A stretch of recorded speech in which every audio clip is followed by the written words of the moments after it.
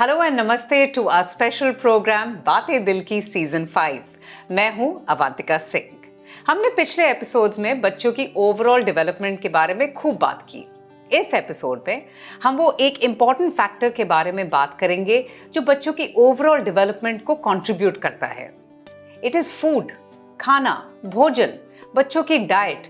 Today we have with us Priya. She's a narrative practitioner and also a psychologist with Children First.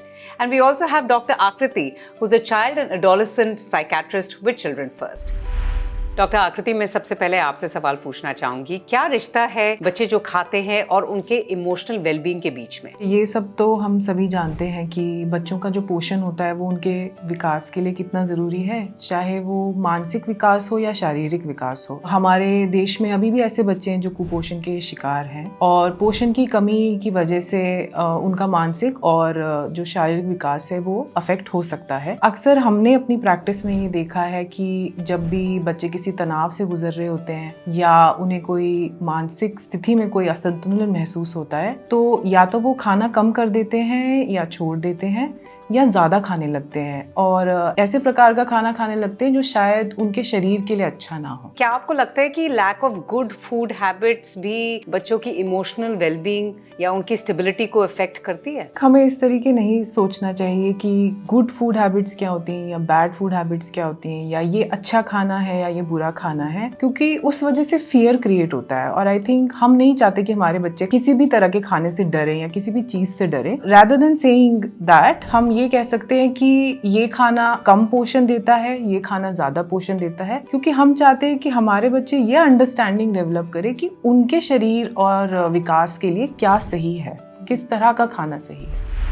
इतने सारे सवाल खड़े होते हैं बच्चों के मन में, बच्चे भी क्यों, बड़ों के भी मन में अपनी बॉडी को लेकर। क्या लगता है प्रॉब्लम कहाँ है? आपको लगता है कि सोसाइटी इसको एम्पलीफाई करती है? अक्सर हमने क्या देखा है हमारे पेरेंट्स के साथ कि कई बार ये कंसर्न वो सोचते हैं सिर्फ लड़कियों के साथ हो रहा है, कि जो यंग लड़कियां हैं या एडोलेसेंट लड़कियां हैं, टीनेज लड़कियां हैं, उनके साथ हो रहा है। बट आज के टाइम पे हम ये भी देख पा रहे हैं कि ये कंसर्न जेंडर्ड नहीं है, ये लड़कों के साथ भी हो रहा है। बहुत ज़्यादा बॉडी को लेके क्वेश्चंस, सवाल, दिक्कत या डाउट या कंसर्न वहाँ पर भी हम पेरेंट्स और यंग बॉयज़ में भी देख पा रहे हैं। इसमें पेरेंट्स का भी कितना हाथ होता है? डेफिनेटली आई थिंक सिर्फ पेरेंट्स का नहीं, एज अ होल सोसाइटी का बहुत बड़ा हाथ है। जिस तरह हम अपने शरीर के बारे में सोचते हैं, चाहे वो लड़का हो या लड़की हो, जो भी अडल्ट हैं including parents, grand parents, cousins, बहुत एक्सटेंडेड फैमिली, उनका बहुत बड़ा हाथ है। और हमेशा से ही बच्चे अपनी रियलिटी को समझते हैं जैसे उनके आसपास लोग बात करते हैं। अगर पेरेंट्स उनकी शरीर के बारे में कैसे बात कर रहे हैं या वो अपने शरीर के बारे में कैसे बात कर रहे हैं, उसी से वहाँ की उनकी अंडरस्टैंडिंग बनती है कि बॉडी किस तरह की होती है। जैसे कई बार ज़रूरी नहीं है कि पेरेंट्स सिर्फ बच्चे की तरफ उनके शरीर के बारे में कमेंट कर रहे हैं। जैसे बहुत ही नॉर्मल चीज़ें होती हैं, ये कहना कि वो देखो कितना लंबा हो रहा है या उसका वज़न कितना ज़्यादा हो रहा है, या ऐसे कमेंट्स करना बहुत नेचुरल और नॉर्मल पार्ट है। बट उसके अलावा भी बच्चे सिर्फ जो उन्हें कहा जा रहा है उससे अपनी दुनिया नहीं बना रहे हैं, जो वो सुन रहे हैं आसपास।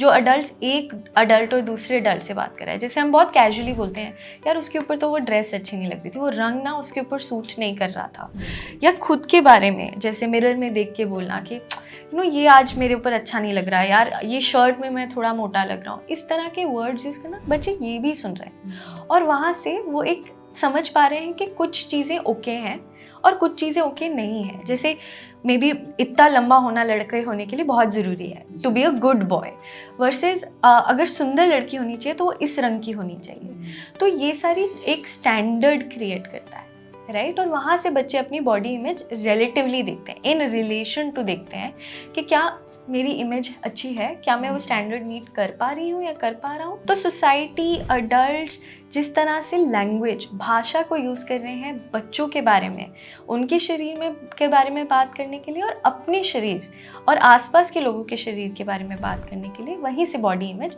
शुरू हो रही है। ये जो बॉडी इमेज इश्यूज़ है ये काफ़ी सीरियस है और जब बच्चे डिससेटिस्फाइड होते हैं, वो डिप्रेस्ड हो जाते हैं, उदासी, उनमें कॉम्प्लेक्सेस आ जाती है, तो that can also result in very extreme behaviour patterns, क्या आपने भी ऐसे अपने प्रैक्टिस में देखा है? जी बिल्कुल, क्योंकि जो प्रिया कह रही हैं भाषा के बारे में, वो बहुत ही इम्पोर्टेंट पॉइंट है, क्योंकि भाषा का प्रयोग सिर्फ एडल्ट्स ही नहीं कर रहे हैं बच्चों के आसपास, बच्चे भी एक दूसरे से उस तरीके से बात कर रहे हैं। और हमने ऐसा देखा है कि स्कूल में बच्चे कैसे दिखते हैं, किस प्रकार के हैं, रंग रूप कैसा है, उसके ऊपर काफ़ी ऐसी चीज़ें बोली जाती हैं जो बहुत हर्टफुल होती हैं और उनके कोमल मन पे बहुत ज़्यादा असर करती हैं। और बहुत समय से अगर ऐसा लगातार चलता चला जाए तो एक स्टेज आएगी जब बच्चा बहुत उदास होगा और वो उसके बारे में कुछ करना चाहेगा, और जब प्रॉपर गाइडेंस नहीं है और आसपास के लोग उसे मिस कर दे रहे हैं, चाहे वो टीचर्स हो, पेरेंट्स हो, उनके आसपास के बड़े लोग हों, तो ऐसा देखा गया है कि बच्चे धीरे धीरे अपने आप को सोसाइटी से काटना शुरू कर देते हैं, वो दूर होते चले जाते हैं, वो बहुत सारा टाइम स्पेंड करने लगते हैं इंटरनेट पे, अलग अलग वेबसाइट्स पे, अलग अलग फोरम्स या चैनल्स पे ये जानने की कोशिश करते हैं कि वज़न कैसे लूज़ किया जाए। और इंटरनेट पे जो भाषा का प्रयोग किया जाता है, जो इन्फॉर्मेशन दी जाती है, वो हमेशा सही नहीं होती है। तो कभी कभी उनको ऐसे एक्सट्रीम हैक्स, जैसे कहा जाता है आजकल की भाषा में, उनकी जेनजी लैंग्वेज में, कि हैक्स दिए जाते हैं जिससे वो कैसे जल्दी से वज़न लूज़ कर सके, या कोई एक स्पेसिफिक बॉडी पार्ट है जो उन्हें नहीं पसंद आ रहा है, उसे कैसे इम्प्रूव किया जा सके। तो आपने क्या अपने प्रैक्टिस में ऐसे भी देखे हैं, एक्सट्रीम डाइटिंग या बिल्कुल खाना बंद कर लेना, ऐसे भी आपको? जी बिल्कुल, पर शुरुआत ऐसे नहीं होती है। अच्छा। शुरू में बच्चे जो हार्मफुल चीज़ें हैं, जैसे हम कहते हैं जिनको बैड फूड्स कहा जाता है, जैसे कि चॉकलेट हो गया, शुगर हो गया, चिप्स हो गए, जंक फूड जो हम कहते हैं, वो खाना छोड़ देते हैं। और आई थिंक उनके आसपास के लोग ये बात नोटिस नहीं करते, वो एक्चुअली खुश होते हैं कि बच्चा हेल्दी ईटिंग की तरफ जा रहा है। पर धीरे धीरे देखा जाए तो वो हेल्दी ईटिंग एक तरह का ऑब्सेशन बन जाती है, जिसमें बच्चे कैलोरी काउंट करने लग जाते हैं, बहुत ज़्यादा उत्तेजित हो जाते हैं अगर उनके खाने पाने में कुछ उल्टा सीधा हो जाए, जिम टाइमिंग्स या एक्सरसाइज टाइमिंग्स को लेके बहुत फिक्सेटेड हो जाते हैं, रात भर एक्सरसाइज करेंगे, सुबह जल्दी उठकर एक्सरसाइज करेंगे, घर वालों से छुप कर एक्सरसाइज करेंगे, और धीरे धीरे देखा जाता है कि उनका वज़न कम हो रहा है।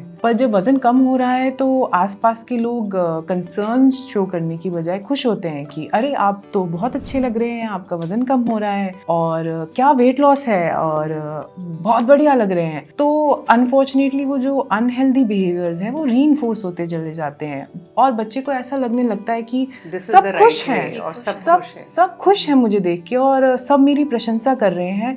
कुछ बच्चे तो ऐसे हैं जिनको जिंदगी में पहली बार ऐसी प्रशंसा मिल रही है, and that creates a vicious loop, क्योंकि फिर वो क्यों ना रुके, वो करते चले जाएंगे। और फिर ऐसा आता है कि हेल्दी ईटिंग से वो एक्सट्रीम डाइटिंग में चले जाएंगे, बहुत स्पेसिफिक तरह के खाना शुरू कर देंगे, कुछ तरह के खाना बिल्कुल नहीं खाएंगे। And it's not just limited to junk food, it can also go up to रोटी नहीं खाऊंगा, चावल नहीं खाऊंगा, दाल नहीं खाऊंगा, घी नहीं खाऊंगा, अंडे नहीं खाऊंगा, पनीर नहीं खाऊंगा, नॉनवेज नहीं खाऊंगा, बिकॉज इन सब में फैट है। तो एक तरह का फोबिया डेवलप हो जाता है, और यहाँ पे फिर हमारे पास बच्चे यूजुअली आते हैं और पेरेंट्स काफ़ी कंसर्न होते हैं। पर ये सब साइंस है शुरू के जो हम लोग मिस कर देते हैं, जहाँ पे हमें ध्यान देने की ज़रूरत है। जब ये केस आपके पास आते हैं as a counsellor, as a psychologist, कितना समय लगता है to explain it to the parents, to calm the parents? अगर आप थोड़ा सा बताएंगे इसके बारे में। जनरली जब हम केसेस खाने को लेके देखते हैं वो यूजुअली बहुत कॉम्प्लिकेटेड हो जाते हैं, क्योंकि वो उस समय आते हैं जब प्रॉब्लम बहुत सिवियर हो जाती है। तो 1 सेशन, 2 सेशन या 4 सेशन में काम करना बहुत मुश्किल हो जाता है, बिकॉज बच्चे की घबराहट, पेरेंट्स की घबराहट इतनी ज़्यादा बढ़ गई होती है। अपने काम में ये भी देखा है कि बच्चों को काफ़ी टाइम लग सकता है रिकवर करने में।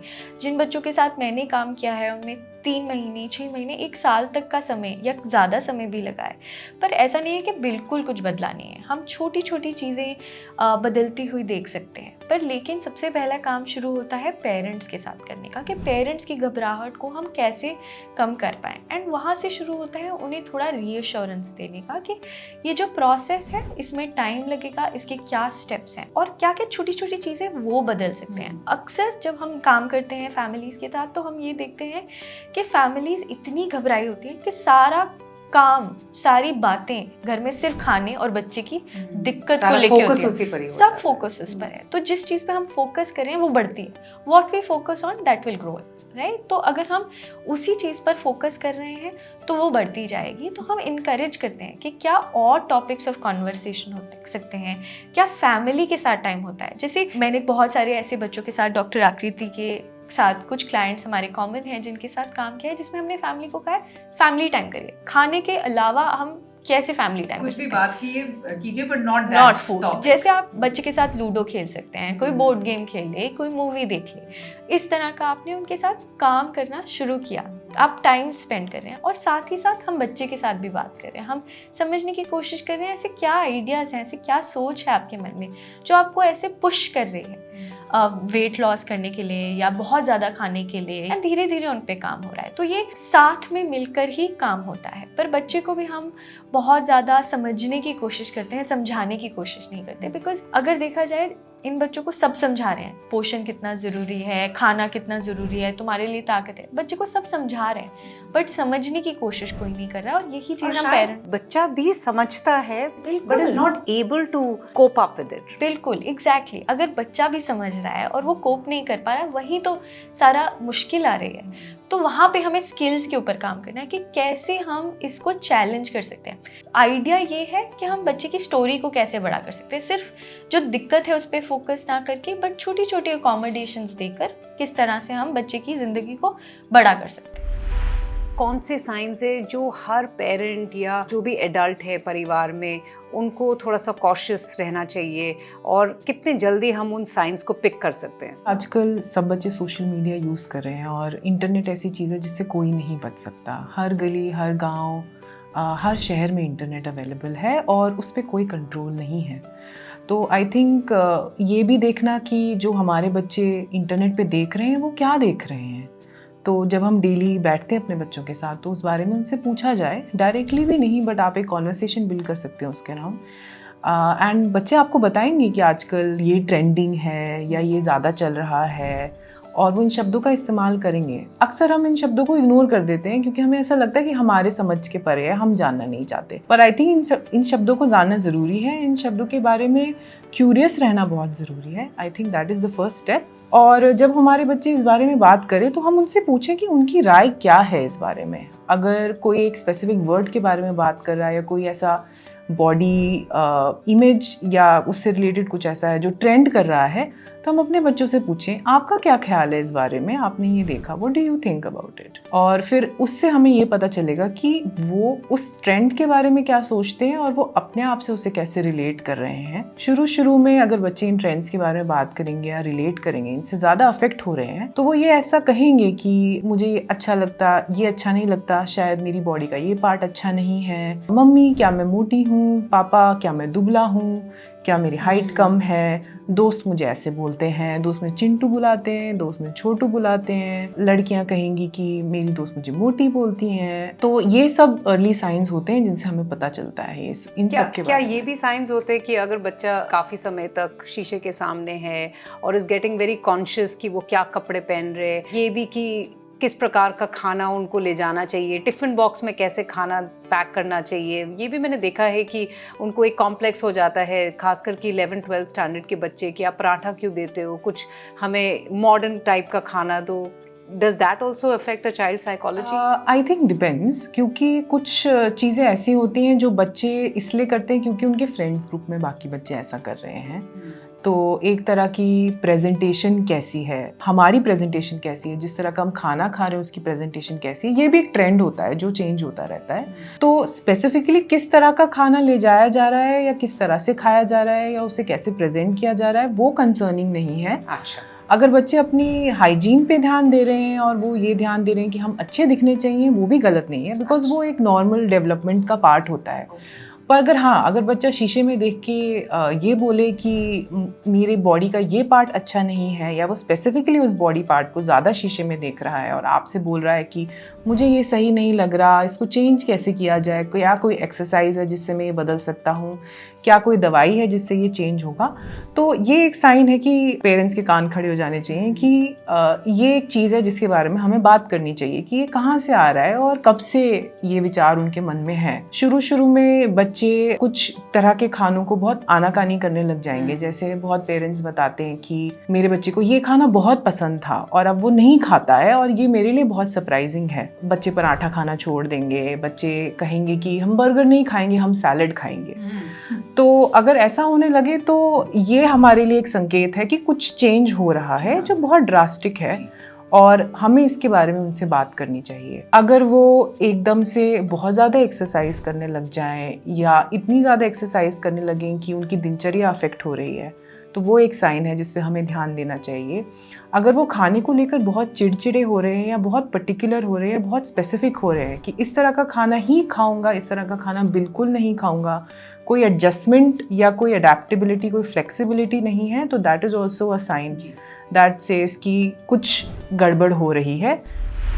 सोशल मीडिया का क्या प्रभाव हुआ है बच्चों के ऊपर and how is it affected the eating habits? Social media और इंटरनेट का बहुत बड़ा इम्पैक्ट है हमारी लाइफ में इन जनरल, और बच्चों की लाइफ में एक बहुत ज़्यादा इम्पॉर्टेंट रोल प्ले करते हैं क्योंकि बच्चों के पास सबसे ज़्यादा एक्सेस है और वहीं से वो अपनी दुनिया की समझ बना रहे हैं। इस टाइम पे एक बहुत बड़ा हिस्सा है उनकी कहानी बनाने का, उनकी दुनिया की समझ का इंटरनेट। और सोशल मीडिया एक विजुअल मीडिया है जहाँ पर बहुत ज़्यादा नज़र ही रहती है, लोग किस तरह के दिखते हैं, वो कैसे कपड़े पहन रहे हैं, तो वहाँ पर एक ऑलरेडी एक आइडिया बन रहा है कि किस तरह की कल्चर बन रहा है, किस तरह की सोसाइटी जो रियल भी नहीं है, जो हमेशा रियल नहीं होती है, राइट? बिल्कुल भी अलग दिख सकती है, बहुत ही पिक्चर परफेक्ट दिख सकती है, राइट? और कई बार हमने सोशल मीडिया में अक्सर ऐसे देखा है कि कोई चीज़ों को जैसे बहुत लाइक्स मिल रहे हैं, बहुत कमेंट्स मिल रहे हैं, हमारी फीड में वो बार बार आ रहा है, स्पेशली जो 11, 12 इस एज ग्रुप के प्री टीन्स या टीनेज ग्रुप के बच्चे हैं, वो सोचने लगता है भाई ये एक्सेप्टेबल है।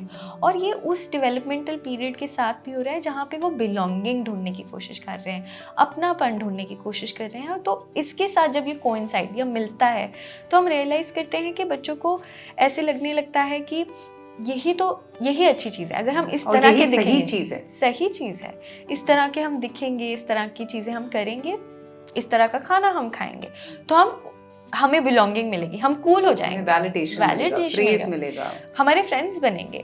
बीच में कुछ सालों पहले एक बहुत बड़ी डाइट कल्चर आया था, फ्रूट डाइट, और उस टाइम हम लोगों ने टीनेजर्स में देखा था कि इट वॉज ए ट्रेंड जहाँ पे सिर्फ फ्रूट्स खाने और कुछ नहीं खा रहे हो आप, सिर्फ फ्रूट्स। और काफ़ी सारे बच्चे वो सेम डाइट पे चले गए because there was a community, वहाँ पर एक कल्चर बन गया। जैसे कि मैं एक यंग मैन के साथ काम करती हूँ, टीनेज एज ग्रुप है, उनके लिए उनकी सोशल मीडिया फीड पे एक टाइम पे बहुत सारा ऐसा कंटेंट आ रहा था जिम को लेकर कि आप किस तरह से इस तरह का मसल ग्रुप टारगेट कर सकते हैं, उस तरह का मसल ग्रुप टारगेट कर सकते हैं। तो उनकी इस फॉर्म में बहुत सारे सवाल होने लग गए because they were not at an age, वो उस उम्र पे नहीं थे जहाँ पे वो मसल ग्रुप्स उतने डेवलप हो सकें।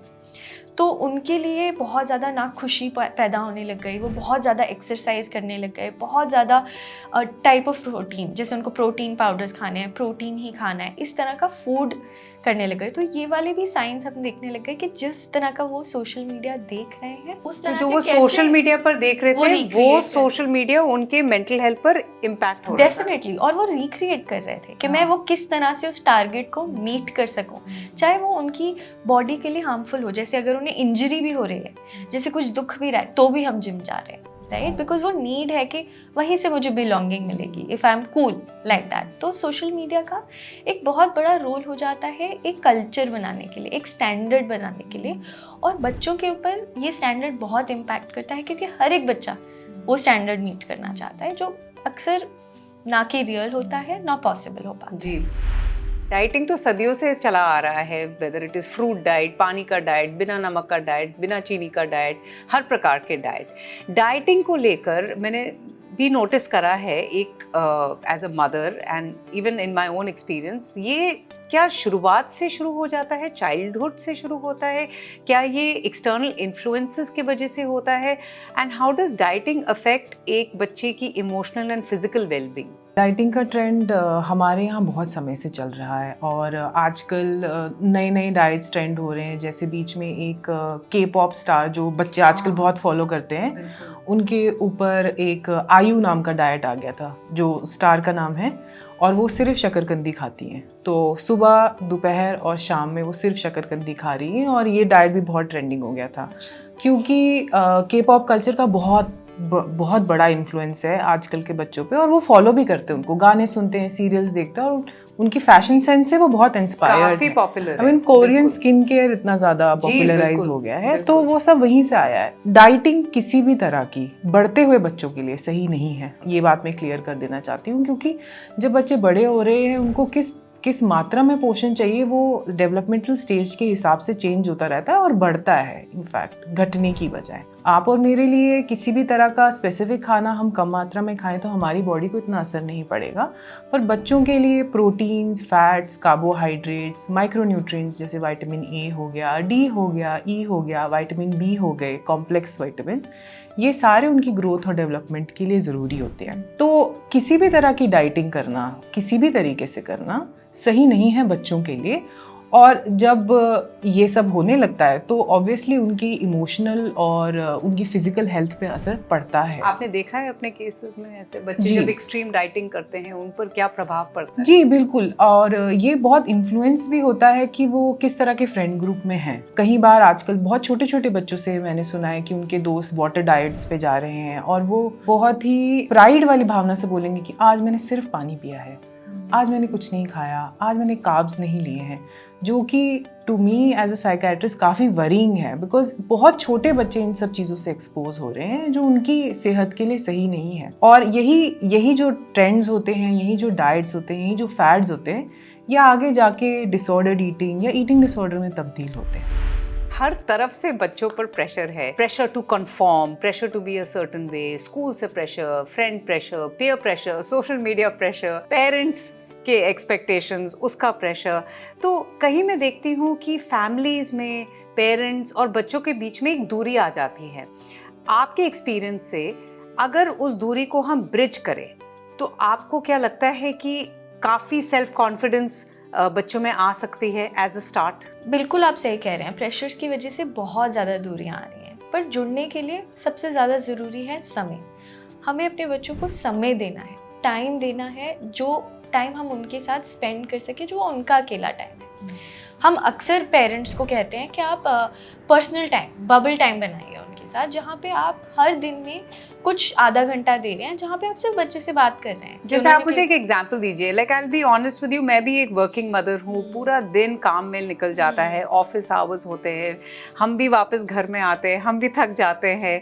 तो if you could share some tips और सम एडवाइस कि हम भी उस बैलेंस को कैसे रखें। I think at this point सब बहुत वर्किंग है, आपकी लाइफ एज पेरेंट्स भी बहुत बिजी रहती है, तो बहुत ज़रूरी है कि जो आप टाइम बच्चों को दें वो टाइम थोड़ा अपने टाइम के बाद आए। क्या आपने अपने आप को थोड़ा टाइम दिया है, आपने थोड़ा रिलैक्स किया है, उसके बाद आप बच्चों के साथ टाइम स्पेंड करें। चाहे वो डेली ना हो, but consistency is more important. जैसे अगर आप हर 2-3 दिन में भी बच्चे के साथ बहुत सारा टाइम स्पेंड कर रहे हैं, बहुत सारी एक्टिविटी कर रहे हैं।